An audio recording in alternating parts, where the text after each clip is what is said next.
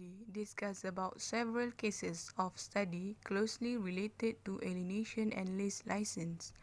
In Malaysia, land matters are under the authority of the state government.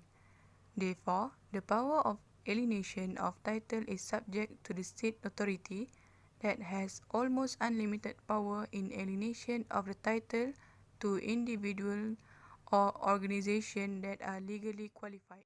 Study also explained the difference between lease and license, in which a lease arises when a landlord grants a tenant a legal right to exclusive possession of premise for specified period of the time in return for the payment of rent, while a license arises when a licensor grants a license a contractual right to occupy premise in return.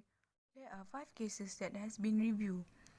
The cases that related with alienation of title are Mahni versus Ali and Ano, 1956, Government of the State of Negeri Sembilan and Ano versus Yap Chong Lan, Dr. T. Teo Seo and Ors versus Pendaftaran Tanah Selangor, 1982, and Teh B versus Maruta Mutu under Section 81, Subsection 1, National Land Code.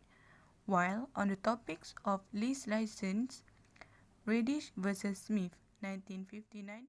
We from Group 3 will explain about Chapter 3, Obtaining Real Estate from the State, and I will explain the introduction of alienation of titles. Everybody can apply for any state land under the National Land Code and state land rules. After the state authority approve the application, the land will alienated. Usually, the state government will issue a leasehold title for 60 years or 99 years with or without an express condition in the title. But before that, the applicant must pay for the premium rates. The state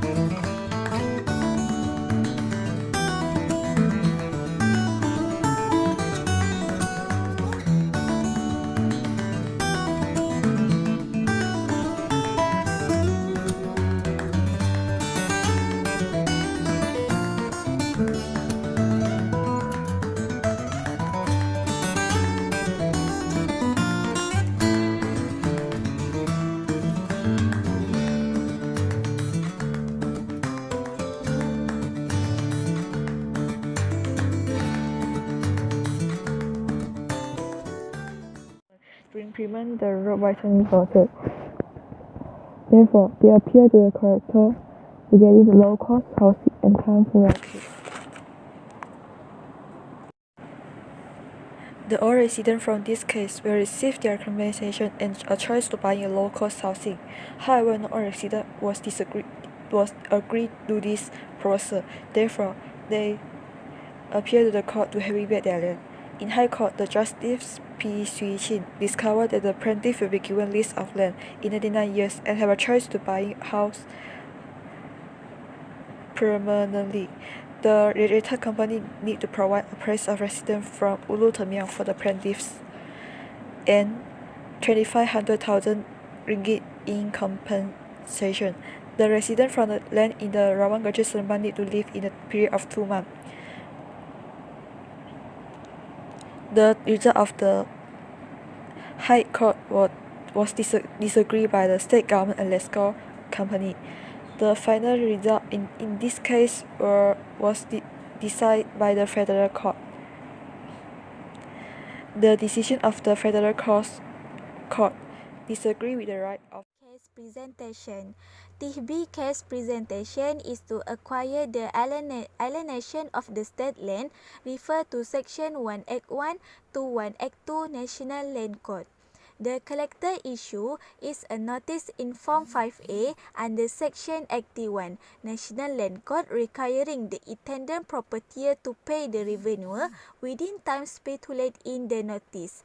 If sum not paid within specified time, the approval of the state authority lapses under Section 81. TB, an applicant of land under alienation made payment of land revenue beyond specific time. She supposedly paid the sum 3 months from the date mentioned in Form 5A, which was in November 16, 1966.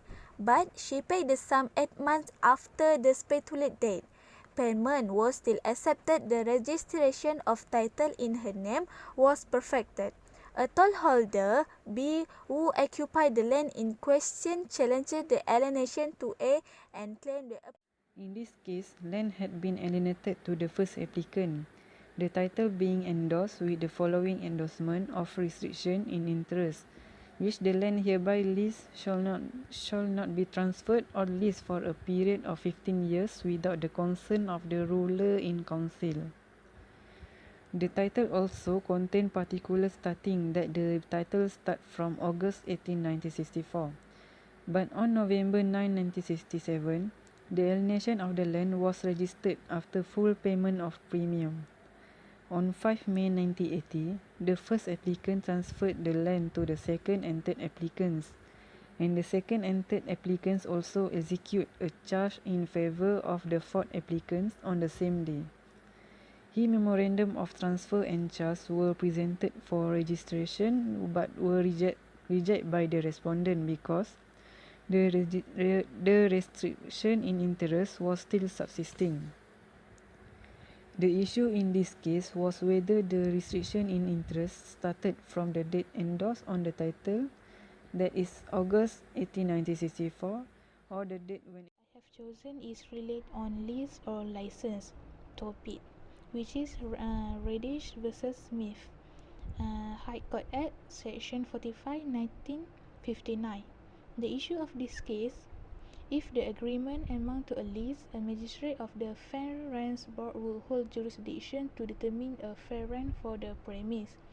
But Mrs. Radish argued she held a lease in substance, even though the agreement was labeled as license, because it effectively amounted to a right to. In contrast, a lease or a tenancy are interchangeable compared to a contractual permission, which by all means it is an estate in land. A lease can therefore be bought and sold, survive changes in ownership of any superior interest in the land, and where it is a lease of commercial premises and it affords the tenant security. That means that the tenant's occupation cannot be brought to an end, even following expiry of the lease term, unless and until the landlord can establish at court, if necessary, one or more of certain limited statutory grounds for repossession. In contrast, a lease or a tenancy are interchangeable compared to a contractual permission, which by all means it is an estate in land. A lease can therefore be bought and sold,